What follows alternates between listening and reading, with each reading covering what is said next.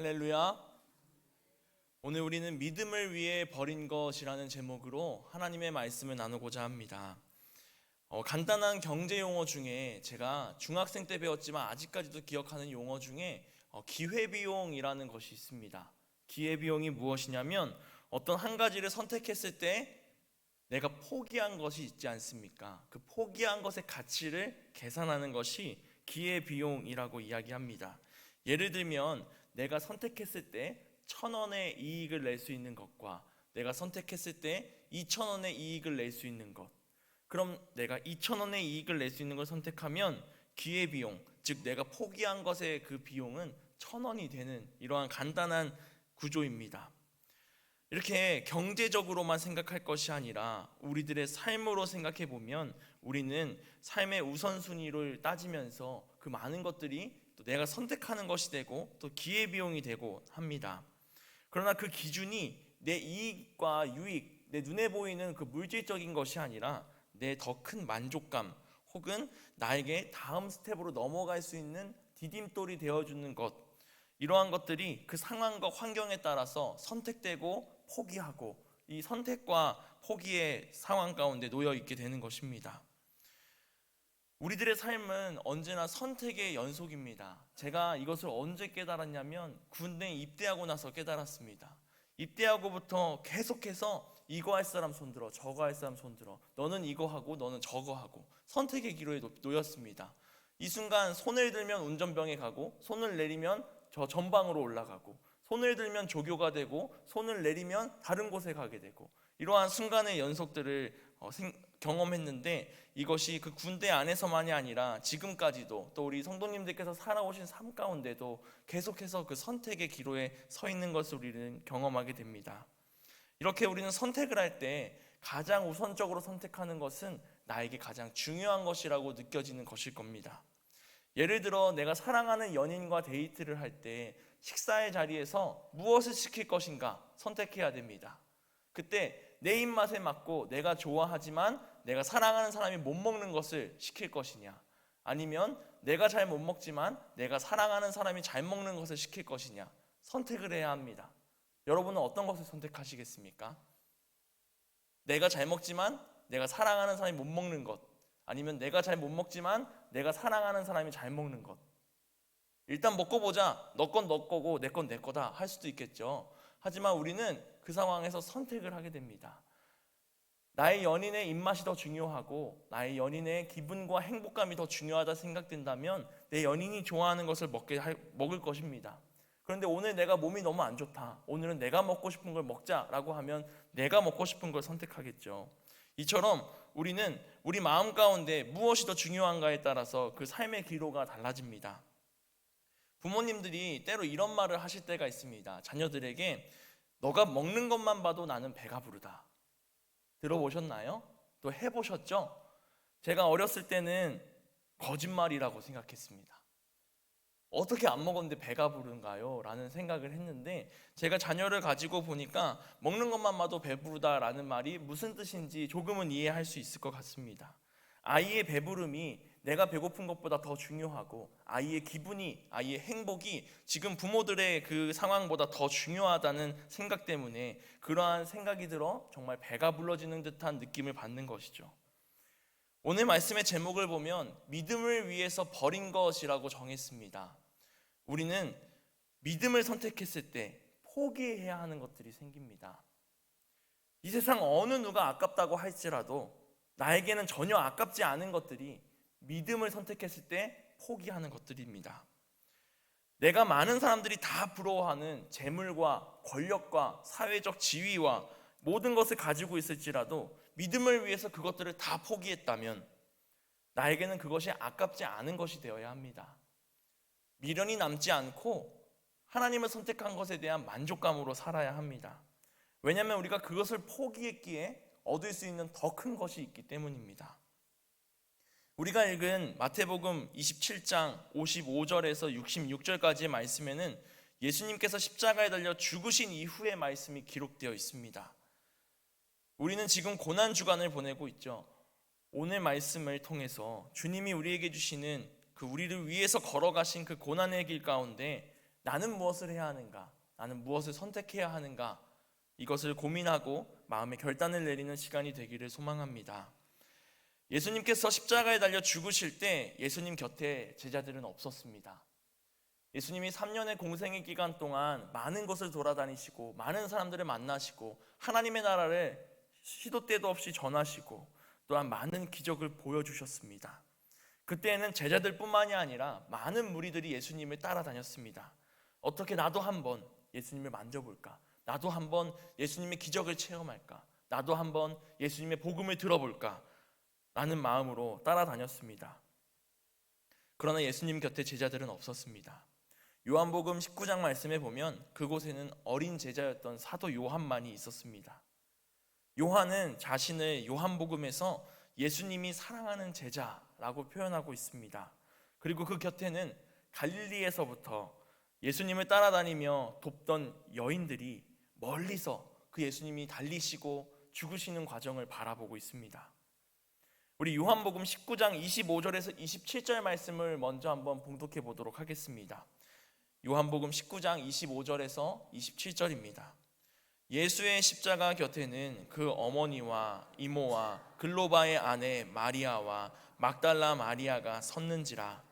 예수께서 자기의 어머니와 사랑하시는 제자가 곁에 서 있는 것을 보시고 자기 어머니께 말씀하시되 여자여 보소서 아들이니이다 하시고 또 그 제자에게 이르시되 보라 내 어머니라 하신대 그때부터 그 제자가 자기 집에 모시니라. 아멘. 예수님의 곁에 사도 요한 그리고 여인들이 있었습니다. 그렇게 예수님은 사랑하는 나의 제자에게 어머니를 맡기고 또 어머니가 그곳에서 함께 살아가게 하시는 것이죠. 당시 문화로는 이 여인들은 어디에도 나설 수 없었습니다. 그러나 예수님께서 십자가에 달리시고 나서 사복음서에 모두 이 여인들이 있었다는 것을 기록합니다. 제자들이 있었다는 것은 아무도 기록하고 있지 않습니다. 왜냐하면 실제로 제자들은 없었기 때문입니다. 오늘 우리가 읽은 마태복음 27장 55절 56절에도 예수님이 달리실 때 갈릴리에서부터 따라오던 그 여자들의 이름, 여인들의 이름, 막달라 마리아와 야고보와 요셉의 어머니 마리아와 또 세베대의 아들들의 어머니도 있더라라고 기록하고 있습니다. 누구도 인정해주지 않고 누구 앞에도 나설 수 없었던 그 여인들이지만 예수님이 십자가에 달려 죽으실 때 곁에 있던 사람들은 바로 이 여인들입니다. 제가 중학생 때 체육대회를 하면 꼭 짝축구, 짝피구라는 종목이 있었습니다. 그것이 무엇이냐면 남학생과 여학생이 한 짝이 돼서 손을 잡고 피구를 하고 축구를 하는 겁니다. 남학생이 피구 경기를 할 때에는 짝피구에서는 남학생이 공을 맞거나 공을 치면 아웃되지 않습니다. 그러나 여학생이 공을 맞으면 그 두 명이 한꺼번에 탈락하는 것입니다. 그래서 모든 남학생들이 여학생을 막아주기 위해서 그 공을 내가 쳐내기 위해서 노력했죠. 짝축구도 비슷합니다. 짝축구를 할 때도 남학생이 골을 넣으면 1점, 여학생이 골을 넣으면 3점이었습니다. 그래서 남학생이 공을 몰고 가서 골대 앞에서 여학생에게 넘겨서 여학생이 골을 넣으면 3점이 올라가는 것입니다. 제가 이러한 경기를 하고 있을 때 짝축구를 하고 있는데 제가 예전에도 한번 말씀드린 적이 있지만 상대방이 찬 공이 제 얼굴로 날아오는 겁니다. 제가 그 순간 어떻게 해야 했을까? 지금도 그 장면이 생생하게 저에게 기억되고 있습니다. 공이 천천히 날아오는 그 슬로우 모션 같은 모습, 이 공을 맞으면 내가 쓰고 있는 안경이 부러지겠다라는 생각, 그리고 피해야겠다라는 생각이 아직까지도 생생한데 손을 잡고 있는 내 짝꿍과 함께 피했어야 되는데 저만 고개를 숙였습니다. 그거 어떻게 됐을까요? 제 짝꿍은 얼굴에 공을 정면으로 맞았습니다. 그래도 경기는 끝나지 않고 계속해서 진행되고 제 짝꿍은 주저앉아 울고 있고 이러한 상황입니다. 제가 이 말씀을 드리는 이유가 무엇이냐면 내 옆에 있는 사람에게 날아오는 공 하나 맞기가 그렇게 쉽지 않은데 누군가의 생명을 살리는 것은 얼마나 어려울까라는 생각입니다. 지금 현대사회를 살아갈 때에도 지하철 노선에 떨어진 사람을 구해준 영웅, 혹은 길거리에 심정지로 쓰러져 있는 사람을 살린 영웅들의 이야기 등 많은 영웅들의 이야기가 나타납니다. 그 영웅들이 실제로 사람의 목숨을 살리고 많은 사람들을 구하는 모습을 보여주죠. 이처럼 누군가의 목숨을 살리는 것, 또 심각하게는 그 사람을 살리고 나는 희생하는 그러한 사랑의 모습을 보여주는 것은 아무나 할 수 있는 일이 아닙니다. 날아오는 축구공도 막지 못하는데 누군가의 목숨을 어떻게 살릴 수 있겠습니까? 그런데 우리 주님께서 우리를 대신해서 십자가에 달려 죽으셨습니다. 우리를 대신해서 그 죄의 값을 치르셨습니다. 이런 주님 앞에서 우리는 누구인가 생각하는 이 고난주간이 되기를 소망합니다. 우리는 주님 곁을 지키는 제자입니까? 아니면 내 입맛에 맞춰서 내가 필요할 때만 주님 앞에 나타나는 제자입니까? 내가 원하는 것만 바라는 제자입니까? 아니면 주님이 원하시는 것대로 순종하며 나가는 제자입니까? 우리는 주님 곁에서 언제나 주님의 말씀에 순종하며 나아가는 자녀들이 되기를 소망합니다. 3년의 예수님의 공생의 기간 동안 예수님을 따라다니고 동거동락하던 그 제자들도 예수님이 십자가에 달리실 때 곁에 있지 못했습니다. 자신들을 향한 그 손가락과 그 무서운 눈들과 그 무서운 채찍들이 자신에게 날아올까봐, 내가 아파질까봐, 내가 고통당할까봐 주님 곁을 지키지 못하고 모두 뿔뿔이 흩어졌습니다. 그러니 3년 동안 예수님과 함께 먹고 함께 자던 사람들도 힘겨웠던 것, 하나님의 나라를 직접 듣고 그 기적을 체험했던 사람들임에도 불구하고 두려움에 휩싸여서 도망갔는데, 주님 곁에 있는 것이 얼마나 어려운지 우리는 이 말씀의 내용들을 통하여서 알 수 있습니다. 그럼에도 우리는 그 주님 곁으로 가야 합니다. 그 길이 고난의 길이고 좁은 길이고 가시밭 길이어도 우리는 그 길을 가야 합니다. 주님께서 우리와 함께 하셨기 때문입니다. 우리를 대신해 십자가에 달려 죽으셨기 때문입니다. 오늘 말씀 57절에 보면 한 사람이 등장합니다. 우리 오늘 마태복음 27장 57절 말씀을 함께 봉독해 보겠습니다. 저물었을 때에 아리마대의 부자 요셉이라 하는 사람이 왔으니 그도 예수의 제자라. 아멘. 아리마대 요셉입니다.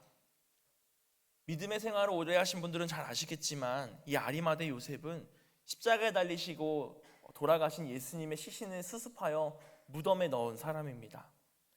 이 요셉은 마태복음 말씀에는 기록되어 있지 않지만 다른 복음서를 찾아보면 산헤드린 공회의 공회원이라고 나타나 있습니다. 이 산헤드린 공회는 그 당시 굉장히 높은 지위에 있던 그 공회입니다. 그리고 그 안에 공회원이라고 한다면 유대인들 중에도 높은 지위에 있는 사람입니다. 심지어 그는 아리마대의 부자 요셉이라고 나타나 있습니다. 재물도 많았습니다. 그러면서 그는 예수님의 제자였습니다. 산헤드린 공회의 의원은 드러내놓고 예수님을 따를 수 없었습니다. 유대인들이 예수님의 공생의 기간 동안 계속해서 따라다니면서 예수님을 어떻게 한번 잡을 수 있을까? 어떻게 한번 무너뜨릴 수 있을까? 어떻게 죽일 수 있을까? 고민하였습니다. 이처럼 내가 산헤드린 공회의 공회원인데 예수님을 믿는다? 예수님을 따라다니는 제자다라고 하면 그에게 불이익이 있을까봐 밝힐 수 없었습니다. 산헤드린 공회의 모든 유대인들이 예수님을 어떻게 하면 죽일 수 있을까 논의도 했습니다. 그 가운데 아리마대 요셉도 함께하였을 것입니다. 요한복음 11장 47절 말씀을 우리 함께 읽어보도록 하겠습니다. 이에 대제사장들과 바리새인들이 공회를 모으고 이르되 이 사람이 많은 표적을 행하니 우리가 어떻게 하겠느냐. 아멘. 여기서 말하는 공회가 바로 산헤드린 공회입니다. 제가 다른 성경 번역본으로 읽어드리면 이렇습니다. 대제사장들과 바리새인들은 산헤드린을 열어 의견을 물었습니다. 어떻게 하면 좋겠습니까? 이 사람은 많은 표적을 행하고 있습니다. 이러한 의논, 예수라고 하는 사람을 어떻게 잡을 수 있을까? 어떻게 죽일 수 있을까? 라는 회의 가운데 이 아리마대 요셉도 공회원이기 때문에 있었을 것입니다. 그 요셉의 마음을 생각해 보면 참 고통스러웠던 자리였을 것입니다. 예수님의 제자로서 내가 이 자리에 있는데 내가 속해 있는 단체가 그를 어떻게 죽일까 논의하는 단체였기 때문입니다. 지금 내가 예수 그리스도를 믿는 그리스도인인데 우리 가족들이 예수 믿는 사람을 어떻게 하면 괴롭힐까 고민하고 회의하는 시간에 내가 앉아있다라는 것입니다. 얼마나 고통스럽고 괴로운 시간이었을까요? 이제 아리마대 요셉이 자신이 주님을 위해서 할 수 있는 일을 찾아 용기를 냅니다. 오늘 말씀 가운데 말이죠. 그것은 예수님의 시신을 새 무덤에 안치하는 일이었습니다. 이 당시 정치범으로 십자가형을 당한 사형수의 시신을 요구하는 것은 굉장히 위험한 일이었습니다. 십자가형을 당한 사형수들은 십자가 위에 그대로 시신 그대로 놔두는 것도 이들의 모습이었습니다. 하지만 요셉은 위험을 무릅쓰고 빌라도를 찾아갑니다.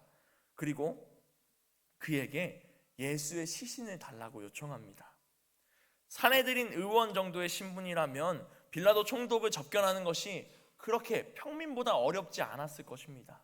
그러니 그가 용기를 내어 빌라도 앞에 나가는 것이죠.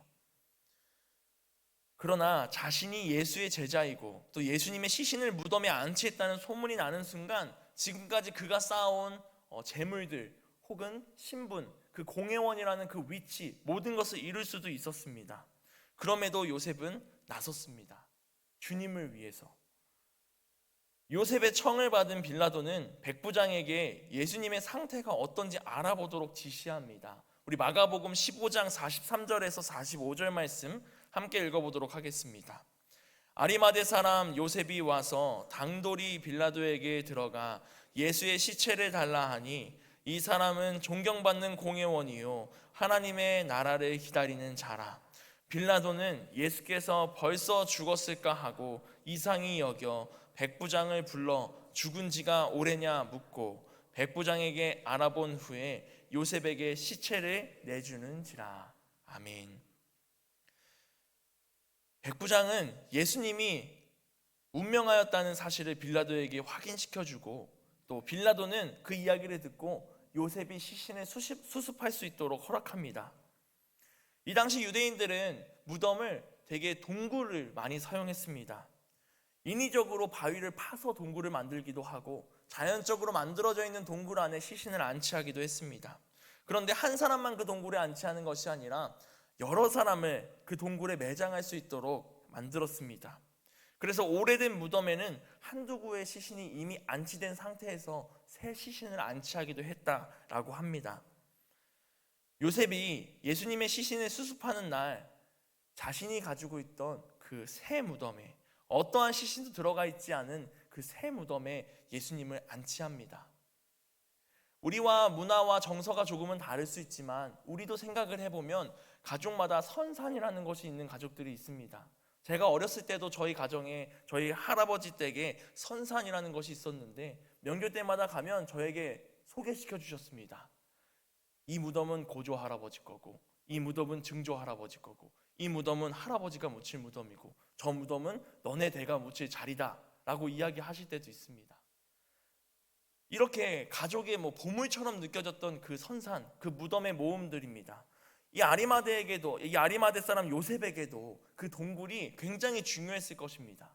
내가 들어갈 무덤, 우리 가족이 들어갈 무덤, 우리 가족의 소중한 것이라고 생각되었을 수 있습니다. 그러나 그것을 주님의 시신을 안치하는 것에 사용했습니다. 예수님께서 돌아가신 날이 금요일입니다. 오후 3시에 예수님께서 운명하였으니 해가 떨어지기 전에 서둘러야 했을 것입니다. 여러 가지 장례 절차가 있었겠지만 모두 생략하고 우리 말씀 가운데에는 시체를 가져다가 깨끗한 세마포로 싸서 바위 속에 판 자기 새 무덤에 넣어두고 큰 돌을 굴려 무덤 문에 놓고 가니라고 기록하고 있습니다. 얼른 이 시신을 세마포로 싸서 새 무덤에 넣고 문을 닫는 것입니다. 그 다음 날이 되면 안식일이 되어서 아무것도 하지 못하기 때문입니다. 그래서 서둘러 예수님을 새 무덤에 넣어드리고 문을 막아놓습니다. 이러한 이 요셉의 헌신, 자신의 것을 포기하고 자신이 가지고 있던 걸 주님께 드리며 나아가는 이 마음을 우리가 다시 한번 생각해 보기를 소망합니다. 우리는 주님을 위해서 무엇을 할 수 있을까? 이 요셉은 주님을 위해서 내가 주님의 시신을 수습해야겠다라는 결단을 하고 용기를 가지고 담대하게 빌라도 앞에 나아갔습니다. 그렇다면 우리는 무엇을 할 수 있을까? 지금 내가 가지고 있는 사회의 위치를 다 내려놓는 일을 주님 앞에 할 수 있을까? 내가 소중하게 여기는 것을 주님께 드릴 수 있을까? 주님을 섬기고 주님 곁에 있는 그리스도인이 될 수 있을까? 고민하며 나가는 시간이 되기를 소망합니다.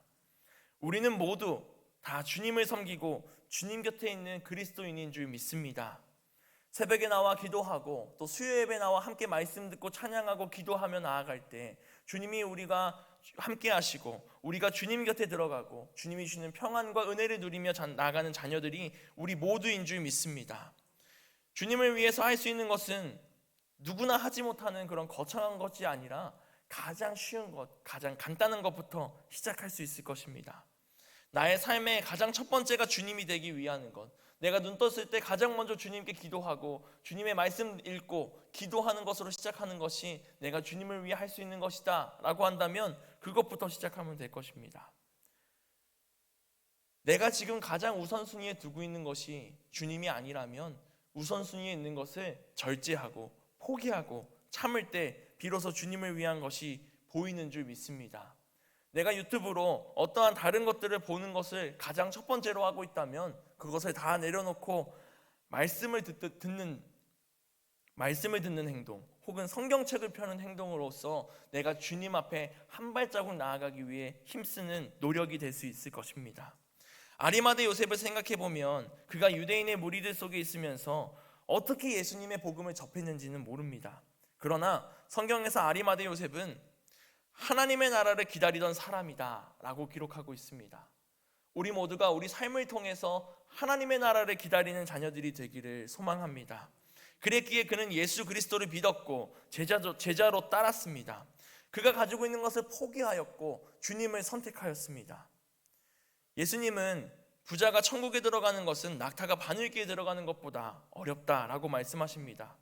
부자였던 이 아리마대 요셉은 자신의 것을 다 내려놓고 하나님 나라를 기다리며 나아가기 위해 노력했습니다. 그의 믿음을 계속 숨길 수 없었습니다. 우리는 때론 삶을 살아가면서 우리의 믿음을 숨긴 채 살아갈 때가 있습니다. 내가 그리스도인이라는 걸 내 주변 사람들은 몰라. 내가 믿음이 있는 걸 아직 말하지 못했어 라고 하는 분들도 계십니다. 그러나 우리의 믿음은 내가 숨길래야 숨길 수 없습니다. 내가 믿고 있는 것이 확신이 들고 나의 삶에 주님이 함께 하신다는 그 확고한 믿음이 들 때 우리는 그 기쁜 소식을 전할 수밖에 없습니다.